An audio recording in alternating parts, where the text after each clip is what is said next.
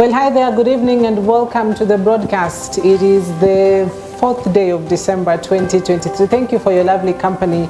We've got quite a bit in store for you this lovely Monday evening. Let's take a look at stories making headlines tonight. Imekuja na chakula imejaa kwa hizi malori ya jeshi. Number of lives lost due to flooding increase as Deputy President Rigathi Gachagua pledges government support. President William Ruto kick-starts trip to India as the two countries look to improve health sector. Deadly Kikopey accident claims lives of 5 people even as festive travel begins.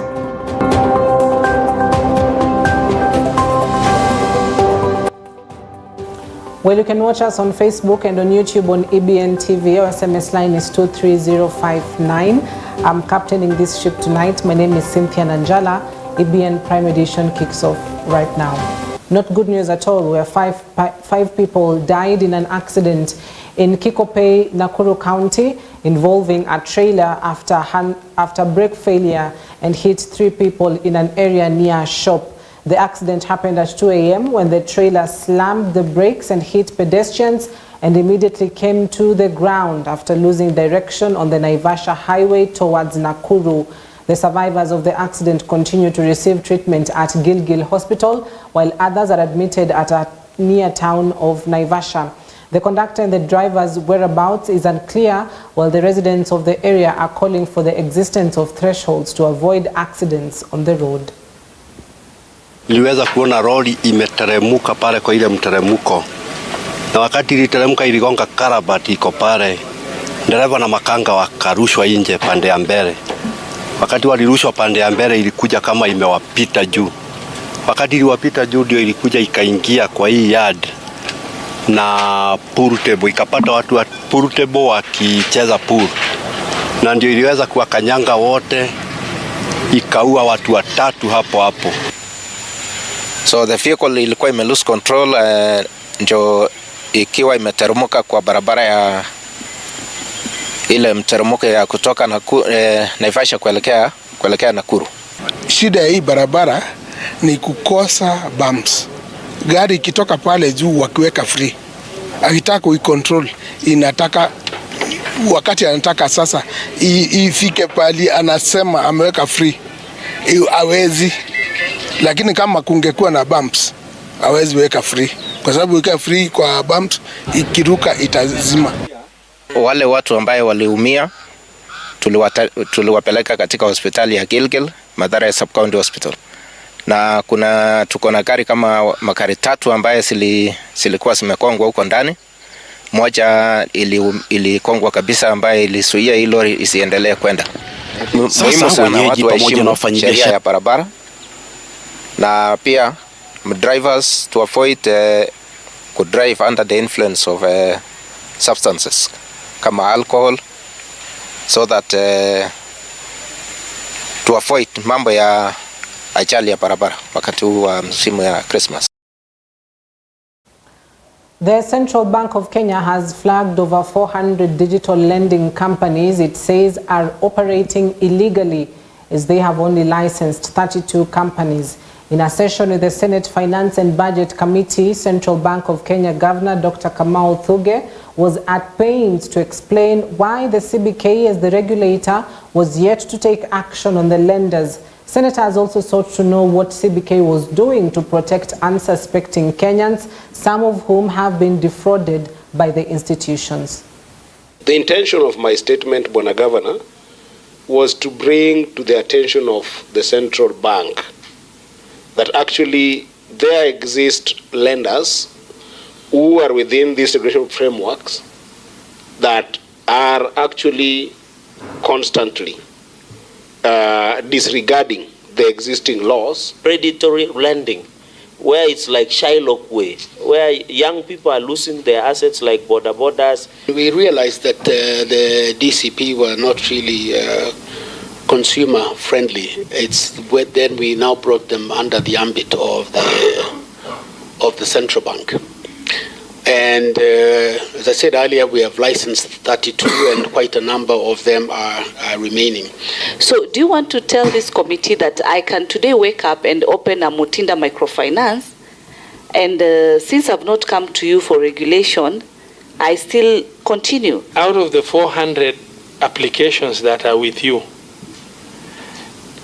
some you've said they have not even applied. But because the law gives you the regulatory authority, I would like to direct that you start with Momentum Credit Company, Mugo, and Tugende in terms of Watu, those four, and you do regulatory audit to extent of compliance as a regulatory authority that is in existence, because protections begin somewhere. The Secretary General of the Kenyan Union of Nurses, who doubles up as the Deputy Chairperson of the ruling party UDA, Seth Panyako, has stated that he will not relent in his stance to defend Kenyans against the rising cost of living, despite receiving threats from the government. Sentiments echoed by Member of Parliament for Lugari, Nabii Nabwera. The duo has called on the national government to address the issue of rising food prices. While speaking at the official launch of the Nabii Nabwera Cup at Luandeti Primary School, Panyako revealed that he will continue to advocate for the interests of ordinary Kenyans, asserting that the common citizen continues to bear a heavy burden, and urges the national government to address the issue of the rising cost of living. Nataka niambie rais, hawa wakora ambao wamekusurround, ambao wanakuambia ongeza mafuta, ambao wanaambia wewe ongeza bei ya kuzaa, wanakuambia ongeza bei ya kuoa, wanakuambia ongeza bei ya kutembea kwa barabara, waambie hao wakora tutawafurisha hapa Kenya, kwa sababu gharama ya maisha imeenda juu sana. Ukitembea kuanzia Januari wameongeza school fees. Nyinyi mko na pesa ya kutoa kuongeza gharama ya school fees? Sisi tuliambia wananchi tutapunguza gharama ya maisha. Tumepunguza mafuta ama tumeongeza? Tumepunguza ama tumeongeza? Kama wanaendelea kuongeza, wako peke yao ama wako na sisi? Wako peke yao ama wako na sisi? Wako peke yao ama wako na sisi? Sisi tunasema hii serikali ni lazima ipunguze gharama ya maisha. Wananiambia nikiwaambia hayo ati watanifukuza kwa serikali. Kwani wakinifukuza sinitakaa na nyinyi? Wakinifukuza sinitakaa na nyinyi? Kwa sababu ya hii gharama ya maisha ninapoteza watu wengi sana, wanakufa kwa sababu wameshindwa gharama ya matibabu. Ndiposa tunasema ili Kenya iende mbele, lazima gharama ya maisha irudi chini. Irudi chini ili watu wajimudu kulipia watoto yao karo, wajimudu kwa chakula, wajimudu kwa mavazi, wajimudu kwa matibabu. Kwa hivyo Rais William Samoei Ruto, for secondary school, where are we going as a country? Kwa hivyo warudishe gharama chini, kwa sababu kama wanaweza kuafford saa ya milioni 1, Kenya iko na pesa ya nini? Ya kutosha. President William Ruto has landed in India for a 2-day state visit, where he is expected to talk with Prime Minister Narendra Modi about various issues of cooperation between the two countries. With India respected for medical tourism, the president is expected to meet various players to establish cooperation in the issues of health, especially in drug manufacturing and capacity building. In a press release, State House spokesperson Hussein Mohammed said the head of state will also meet with President Drupadi Murmu and address the Business and Investment Conference.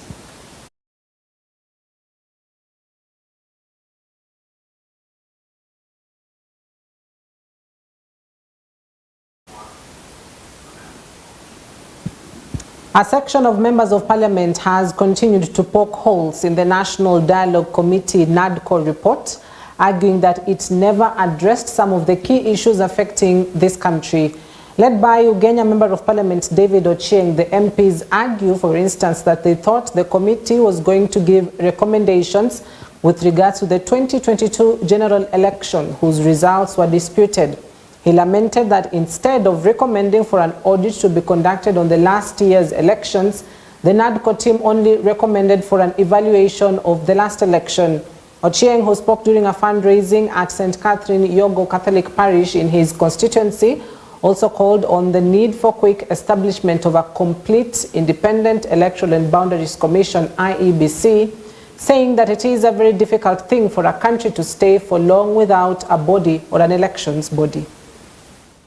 Tumetoka uchaguzi jana, mwaka jana, na tukafanya jopo ile inaitwa NADOC, hii komiti ya Kalonzo na Ichung'wa, and I thought that the best thing would have been to do an audit of that elections that happened last year, kama kweli ilibiwa ama haikuibiwa.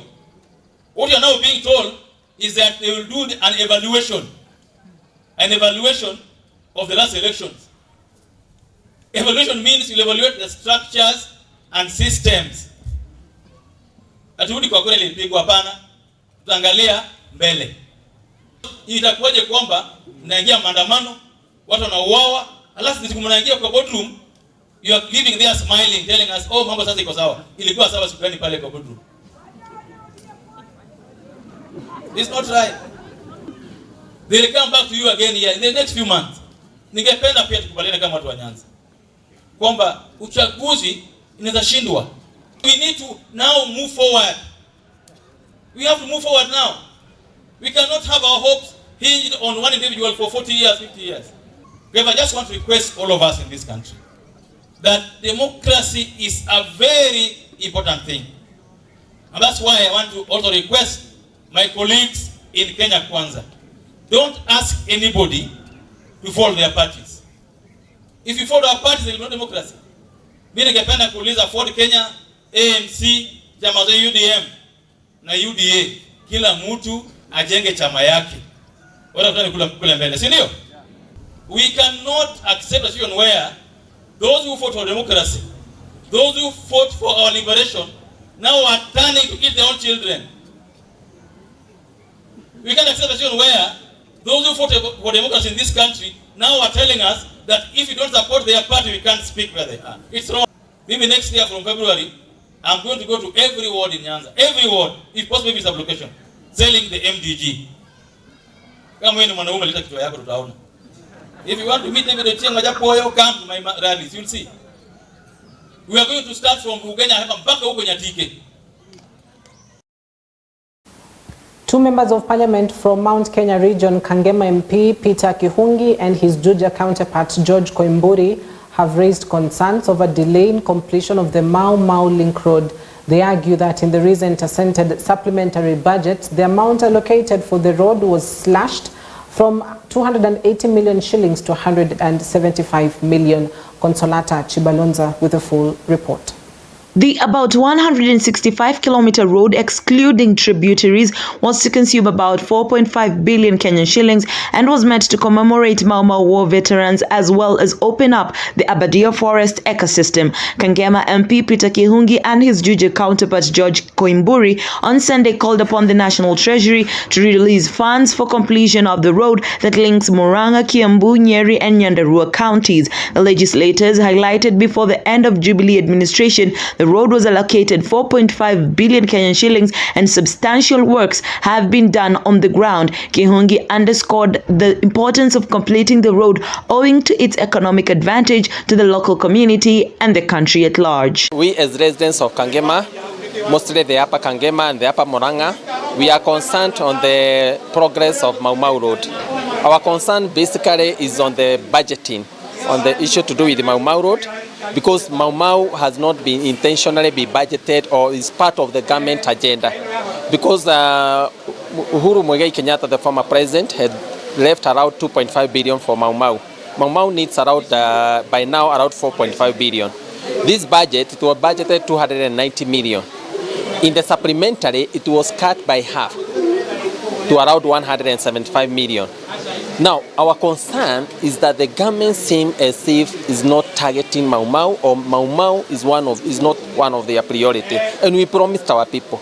I want to tell the president, I want to tell the CS Lord, that Mau Mau issue now is a concern to our locals. On his part, Koimburi said they promised the people that the Mau Mau road will be completed once the Kenya Kwanza government assumes office, warning that within a period of 6 months, the work should resume, failure to which they will mobilize residents to hold peaceful demonstrations in demand for funds for the road. Lazima tutetee watu wetu na ahadi ambazo tuliweka lazima zitimie tukifika mwaka wa uchaguzi. Na mimi sababu rais ananijua na ananiheshimu na pia mimi namheshimu, ninamtuma kwa waziri Murkomen aambiwe pesa zetu za barabara ya Mau Mau Road irudi mara moja na hii barabara ikamilike, na sisi hatutagojea zaidi ya miezi 6. Kama miezi 6 contractors hawatakuwa wamerudi, Murkomen pamoja na Kiongi na wengine tutachukua signatures za kukutimua utoke kwa waziri. Sisi tuletewe waziri ambaye atahakikisha barabara zetu za Mau Mau Road na zinginezo ambazo ziko Mount Kenya region zimerudishwa hapa kwetu. Kinyona MCA Liz Mbugwa reflected how the uncompleted road has subjected locals to suffering, especially during this period when the region is experiencing heavy rains. She observed contractors left heaps of soil along the road, thus paralyzing transport during this. Ilianzishwa wakati rais wetu Uhuru alikuwa, na sasa president wetu mwenye tuko na yeye alisema itaendelea. Lakini kwa sasa tuko na shida sana kwa sababu hakuna kitu inafanyika. Tuko na shida kwa sababu sasa hata wale wanavuka kutoka ile side na hii ngambo hawezi fika na hawezi patana. Kuna watu wanagojeka hata kutoa kwa nyumba ni shinda. Hata magari isipokuwa ni waheshimiwa wako na gari kubwa kubwa wanaweza fuka wakuje hapa, tunashindwa watu wetu wataishi aje na kutakuaje. Hata kama kuna mvua tupatiwe tu emergency. Consolata Chibalonza, EBN TV. Deputy President Rigathi Gachagua and other leaders on Monday attended an event that was organized in Garissa County to support El Nino rain victims, and Rigathi said that they are ready to help those affected by those particular rains. At the same time, Cabinet Secretary for Transport and Roads, Kipchumba Murkomen, speaking at the event, has promised citizens of Garissa County that he will continue to repair the roads that were damaged. Mercy Nzilu reports. As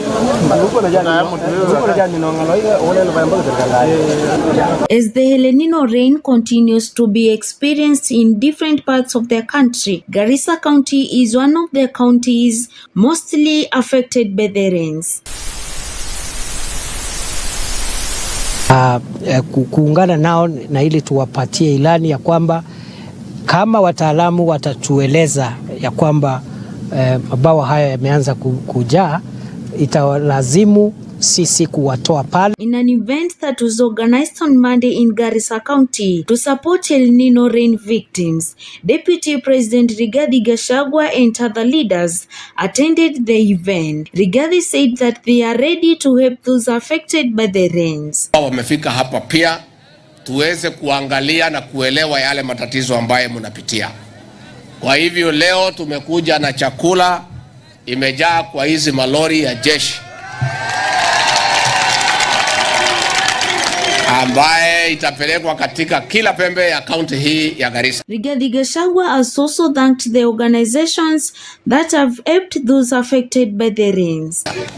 Pia tungetaka kushukuru Red Cross na wale marafiki wetu wote wa World Food Program, UNICEF, UN agencies kwa ile msaada ya chakula na madawa ambayo wametuletea. Pia tungetaka kupongeza Cabinet Secretary for the Arid and Semi-Arid Lands, Penina Malonza, speaking at the event, has asked the leaders to work together to reduce many disasters affecting the residents. Wote maidara zote za serikali shirikiane na mambo ya janga ili la mvua na mafuriko haikuwa shika watu wa Garissa tu wakose chakula, lakini barabara zimeharibiwa, pia magonjwa inawaangalia na inawakodolea macho. At the same time, CS for Transport and Roads, Kipchumba Murkomen, speaking at the event, has promised the citizens of Garissa County will continue to repair the roads that were damaged. Kufikia Wajia na shida kubwa ni hapo Habaswein. Habaswein saizi haipitiki na tumesema kwa leo na kesho tunajaribu kumwakia mawe nyingi sana ili malori ziweze zikavuka. Pia tunataka kuomba wanabiashara wenye watatusaidia kupitisha chakula kwa wakati huu. Tukitengeneza kesho, wale wanafanya biashara watusaidie kubeba chakula, kwa sababu tunataka kuunganisha hapo na kuunganisha mpaka ifike Mandera kupikia Kotulo. El Nino rains has brought about disaster in the country and many have been displaced, while about 90 citizens have passed away because of the rain. Reporting for EBN TV, my name is Masinzilo. The Kisumu County Muslim Association has come out in a move to protect and demand for the return of their piece of land, a prime land that is located in Obunga near breweries that is estimated to be 5 hectares, has been out of the Muslim community use for a period of time. Speaking during a prayer session where the Muslim community converged together, Musa Ismail Haji, who is the chairman of the Kisumu County Muslim Association, said that the prime land has been in the hands of cartels for a very long period of time, wherein the land belongs to the Muslim community. Musa also added that the piece of land was the first cemetery for the Muslim community in Kisumu County and that their elders were buried there. Asanteni sana. Hapa tumeamua kujenga msikiti. Lakini kwa sababu ya utaratibu kwa sasa hivi mwanzo itakuwa ni msikiti ambao ni temporary. Lakini msikiti huo tumeamua kuipa jina la mama ya Yesu Kristo. Itaitwa the Mosque of Mary, the Mother of Jesus Christ. Na katika Kisumu County tumekuwa na msikiti sehemu za Star ambayo inaitwa the Mosque of Jesus Christ, the Son of Mary. Inayoashiria kuwa sisi Waislamu tunamwamini Yesu, tunampenda Yesu, na ndio kwa sababu hata tunaita jina ya misikiti kwa jina lake. Pia vile vile tunamwamini mama yake, tunampenda mama yake, na ndio kwa sababu tumeamua kuipa jina hili misikiti ya mama ya Yesu. Wewe unapompenda mtu, ukizaa mtoto wako, unaweza ukampa jina ya mtoto wako, ukampa jina ya mtu fulani ambayo unampenda. Na sisi kwa sababu tumezaa na tulichokizaa ni misikiti, na hiyo misikiti ndiyo tunapatia jina ya mama ya Yesu. Na Yesu amekuwa pamoja na mama yake watu wawili, maana Yesu hajakuwa na baba. Yesu hajazaliwa yani na baba, amezaliwa na mama peke yake.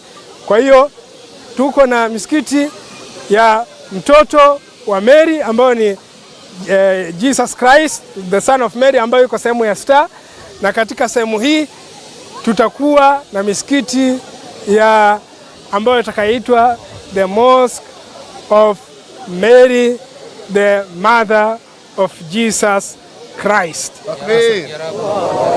Takbir. Asanteni. A 24-year-old man, Rex Sambunya, who is a border operator or was a border operator, was brutally beaten and killed by stoning in Maraba Street on the outskirts of Kakamega, and investigations are ongoing to determine what happened. Those responsible for the brutality allegedly tied him to his motorcycle and stole some of his equipment, including money. Rex Onyango was beaten by his colleagues in the middle of the night before being locked up on a motorcycle owned by his employer, who is a police officer in Kakamega. The hooligans used a cow rope and straps to tie Rex to the motorcycle. Boda operators under the leadership of Justice Musungu are calling for the suspension of night work for border drivers in the city, claiming that this will help reduce cases of murder. Karibu wiki moja tumepoteza wana boda karibu 6 na tujajua ni chanzo gani hao watu wanakufa. So naenda kuchukua hatua ya kufuatilia nijue na kina nani wamefanya hiki sanga. Nimepata kama amefungwa kwa pikipiki na ameweza kubondobondo na mawe, ambayo jambo haijanifurahisha kama mimi kiongozi wa bodaboda. Kwa hivyo sasa ukiona vile mauaji imeanza kuwa, inaonekana ya kwamba usalama imerudi chini, na tungeomba kwamba maaskari wetu wawe alert, sababu ukiona vitendo ya bodaboda kufa hivi tulikuwa tumesimamisha, sababu tulikuwa tunashirikiana na polisi, lakini nakaa upande wa usalama imerudi chini. Tunaomba tu tafadhali, hii kitu inaitwa usiku sako waivunje. Wavunje hiyo kitu inaitwa usiku sako, because kazi zenye wanafanya tukutuku hizo na pikipiki, kazi zenye wanafanya usiku sio za kubeba watu, ni kazi ya uhalifu. Saa 7 saa 8 usiku abiria ametoka wapi? Hata kama ni kutoka Nairobi wanafika saa 10.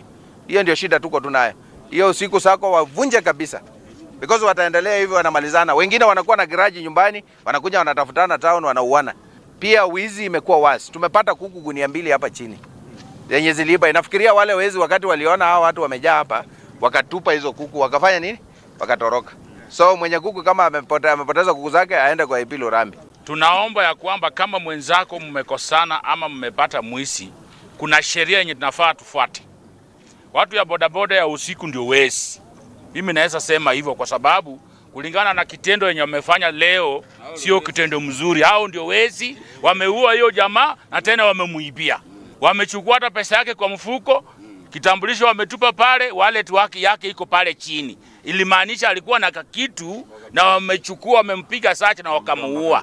Sisi wote ama tuanze kutafuta bodaboda moja kwa moja tukiwafanyia kazi. Kwa sababu pia sisi tunajua hiyo kazi. Tunaweza kuwafanyia kazi vizuri sana mpaka wanyoroke. Wezi walikuwa hapa mbaya sana, mnakumbuka vizuri, lakini tuliwarekebisha. Sasa town is smart. Unaweza tembea hata usiku, lakini bodaboda wameamuka. Kuna watu baadhi akikubeba yeye anakupiga saja, akifika mahali anakutolea kisu. There is urgent need for relevant stakeholders and organizations in Murang'a County to employ various measures aimed to curtail increased cases of gender-based violence. This comes after a Demographic and Health Survey 2022 report released by the Kenya National Bureau of Statistics indicated 54% of women aged 15 to 49 in Murang'a have ever experienced physical violence. The percentage is too high as compared to the national rate of 34%. Murang'a County Statistics Officer Lilian Wanjiku, speaking during dissemination of the survey at the county level, observed that in the year 2022, 22% of women aged 15 to 49 in the county experienced physical violence.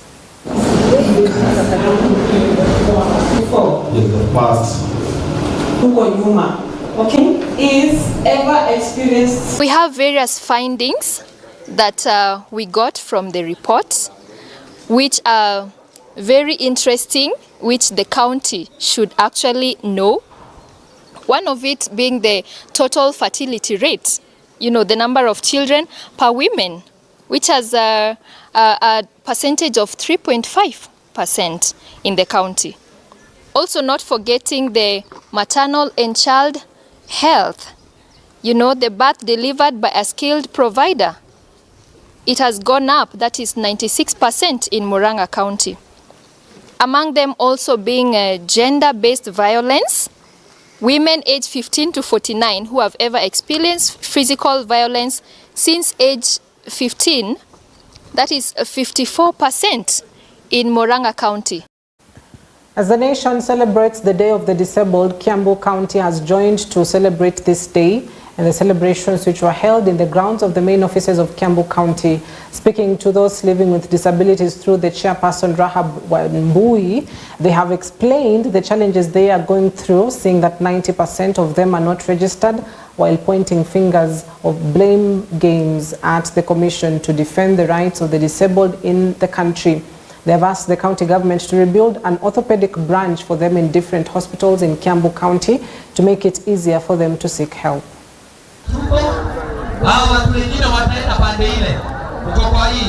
Nikasema hata hizi mijengo zote tunajenga ndani ya kaunti ya Kiambu, jengo lote la umma lazima liwe linazingatia kuhakikisha kwamba mtu yeyote ambaye ako na anaishi na ulemavu lazima aweze kuingia hiyo mahali. Nika people living with disabilities, kutoka leo mtakuwa mkipata basari zenu tofauti.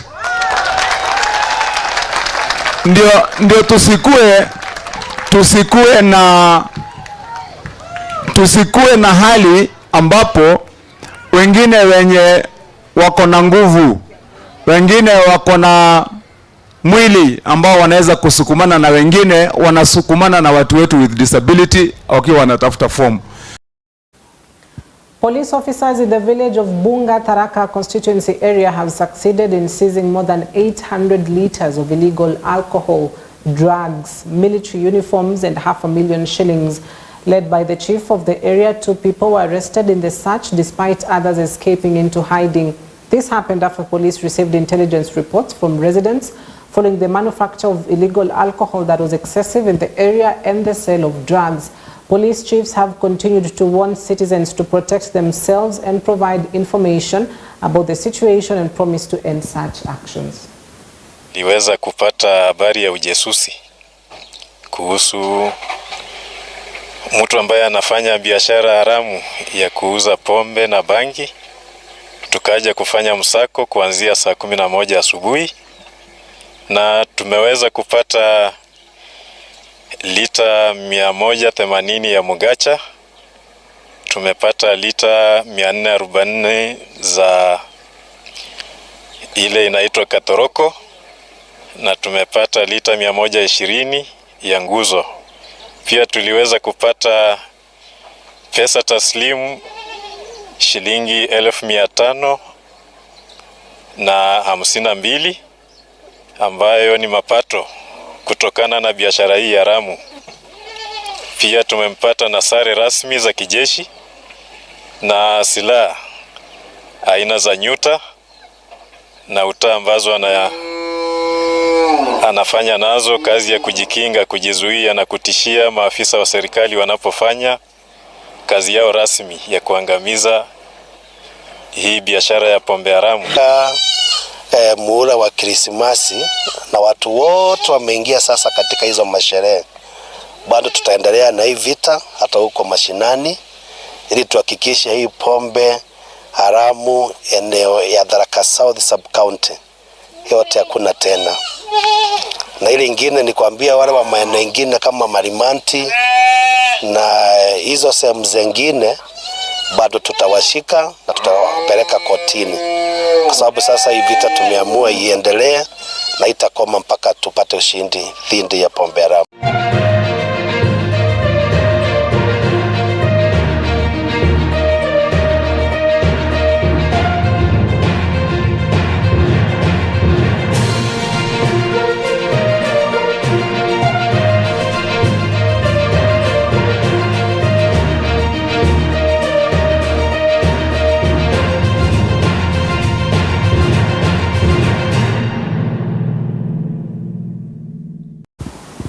Now to some sporting action as the highly anticipated Kirinyaga County Governor Anne Waiguru Minji Football Cup County Finals draw near.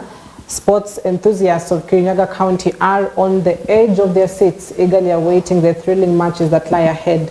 The county finals are scheduled for December 10th at the Wanguru Stadium, where the winning team will vie for the grand prize of 1 million shillings, with a total of 8 million cash prizes up for grabs.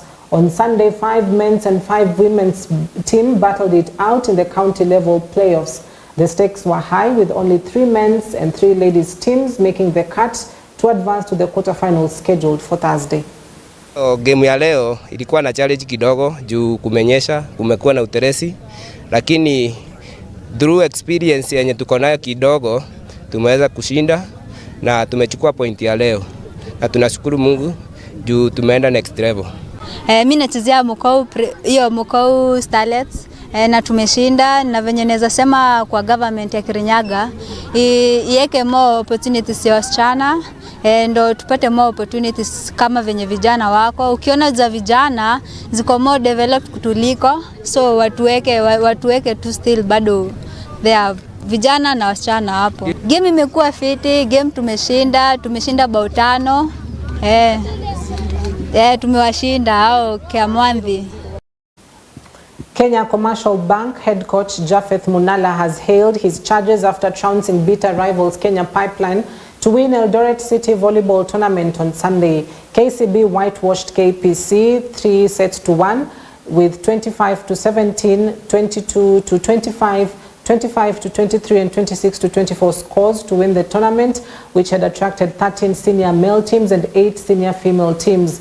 The Bankers served off the game on a high with an easy 25-17 triumph in the first set before the Oilers roared back to win the second set 25-22. Subsequent sets were scintillating with both sides seemingly hungry for the title, but it was KCB who had the last laugh after cruising 25-23 and 26-24 respectively.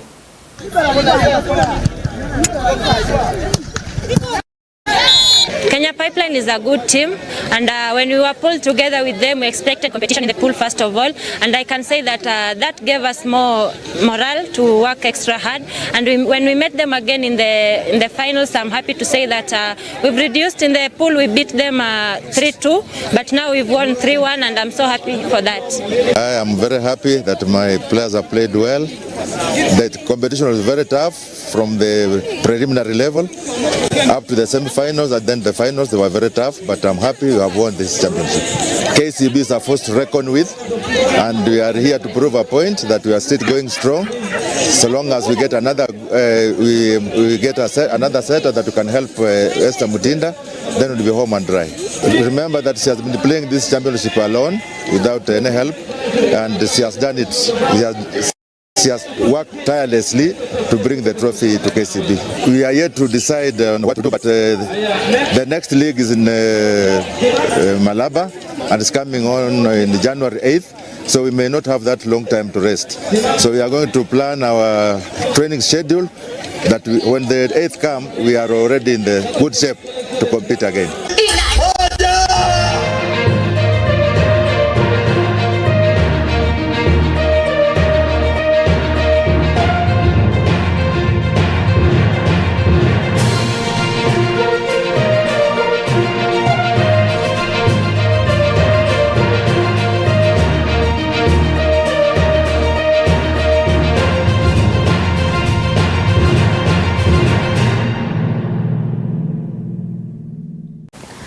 Well, congratulations to the KCB volleyball team for winning the Eldoret City Volleyball Tournament, even as they look forward to going back to the league, the Kenya Volleyball Federation League. But that brings us to the end of our broadcast tonight. Thank you so much for keeping us company. We hope that you're up to date with the latest making headlines across the country. Do join Samia Dika tomorrow morning on Morning Live. He will be having a conversation of the economy with Professor Fred Ogola. Is the economy heading in the right direction? That's the million-dollar question. Well, Professor Fred Ogola will be diving into that on Morning Live with Samia Dika. My name is Cynthia Nanjala. Have yourselves a wonderful night.